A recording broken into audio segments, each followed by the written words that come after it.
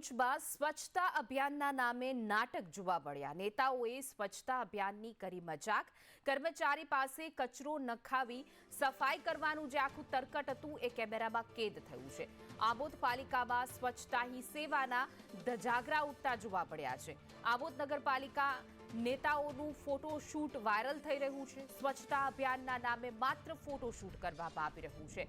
દ્રશ્યોમાં જોઈ શકાય છે કે પહેલા કચરો નાખવામાં આવે છે અને ત્યારબાદ આ કચરો જે છે તે ઉઠાવવામાં આવે છે। તો નાટકો અને જોવા મળી રહ્યા છે નેતાજીના અધિકારીઓના સ્વચ્છતાના નામે નાટકો। પ્રધાનમંત્રી નરેન્દ્ર મોદીના જન્મદિવસને લઈને સ્વચ્છતા હી સેવા કાર્યક્રમ જે યોજાયો હતો તેમાં ધજાગરા જોવા મળ્યા છે। કારણ કે સૌપ્રથમ જોઈ શકાય છે એક વ્યક્તિ આવે છે ડસ્ટબિન લઈને અને તેમાં કચરો નાખે છે રસ્તા ઉપર અને ફરી સાફ કરવામાં આવે છે।